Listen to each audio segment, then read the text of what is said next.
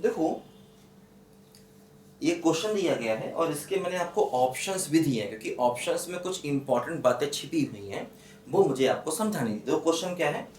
Question है f x equal to 3 minus greatest integer cot inverse 2x की power 3 minus 1 upon x square x greater than 0। फिर देखो क्या है, 3 minus greatest integer cot inverse bracket में 2x की power 3 minus 3 upon x square x greater than 0, है ना। Second case क्या है, fractional part of x square cos of e की power 1 by x x less than 0, है ना। Fractional part of x square cos of e की power 1 by x x less than 0। देखो ये अपना क्वेश्चन यहाँ पर है।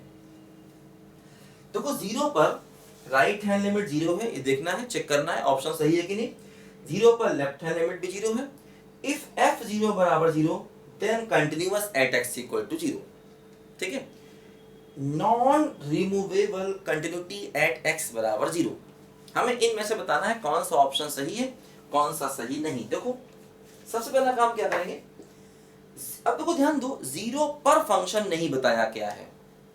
देखो x बराबर 0 पर फंक्शन डिफाइन नहीं है क्या है ना। एक ऑप्शन में डिफाइन किया गया है कि अगर f 0 बराबर 0 है then continuous at x equal to 0। एक ऑप्शन के थ्रू इन्होंने हमें ये बताया है।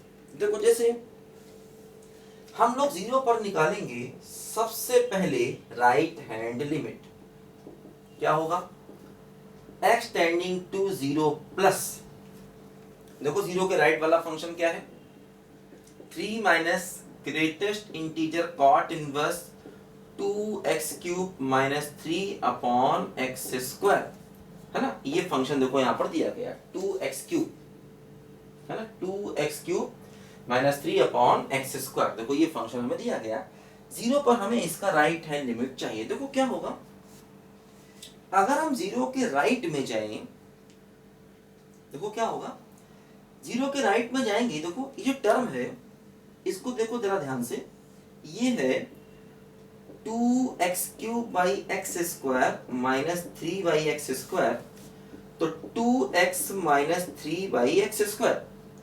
अगर आप 0 के राइट से जाओगे तो क्या होगा, देखो ये टर्म तो 0 हो जाएगा और ये इंफिनिटी, तो 0 माइनस इंफिनिटी मतलब माइनस इंफिनिटी बन जाएगा।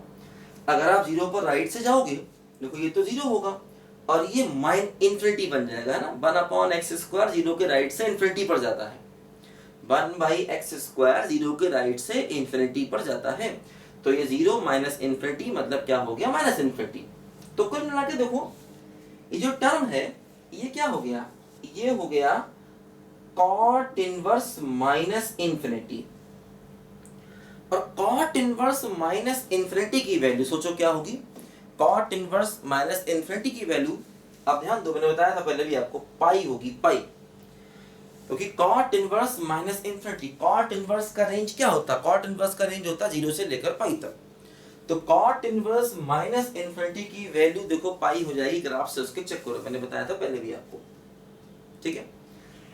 अब देखो क्या होगा, पाई का ग्रेटेस्ट इंटीजर 3, क्योंकि ये क्या है बोलो, ये है 3.143। तो मतलब देखो जब आप 0 के राइट से देखोगे इस फंक्शन को तो क्या होगा, ये 3 है और ये भी 3 है, तो पूरी की पूरी वैल्यू 0 के बराबर हो जाएगी, मतलब इस फंक्शन की राइट हैंड लिमिट 0 हो जाएगी, मतलब ये वाला ऑप्शन सही है, ठीक। देखो 0 पर लेफ्ट हैंड लिमिट देखा जाए तो लेफ्ट हैंड लिमिट में क्या होगा, देखो x टेंडिंग टू 0 माइनस, देखो 0 के लेफ्ट वाला फंक्शन लेंगे, क्या देखो लेफ्ट वाला फंक्शन है fractional part x square cos of e की पावर 1 बाई एक्स। देखो fractional part of x square, देखो क्या होगा, फ्रैक्शनल पार्ट को चेंज करो किसमें, ग्रेटेस्ट इंटीजर में, ठीक ऐसे, और देखो ये हो गया cos ऑफ e की पावर 1 बाई एक्स।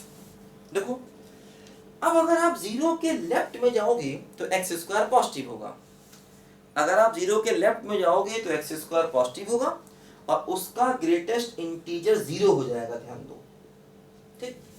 तो देखो यहां से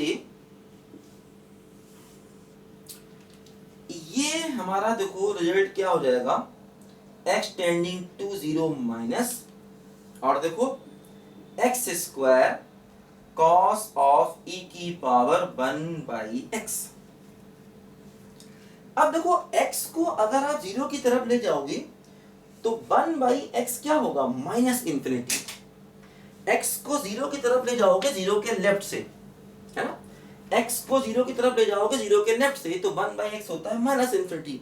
और e की पावर देखो ये हो गया क्या, ये हो गया e की पावर माइनस इंफिनिटी मतलब 0, तो ये पूरा टर्म 0, और cos 0 की वैल्यू क्या होती है 1, लेकिन 0 की तरफ ले जाओगे, है ना, 0 के लेफ्ट से या राइट से, तो ये 0 ही रहेगा, तो ये हो गया 0 इंटू कॉस 0, यानी कि आंसर क्या आ गया, 0 आ गया, ध्यान दो, है ना, क्योंकि अगर आप 0 के लेफ्ट से ले जाओगे एक्स स्क्वायर को तो 0 के लेफ्ट से देखो एक्स स्क्वायर की वैल्यू 0 ही होगी, ध्यान दो, है ना।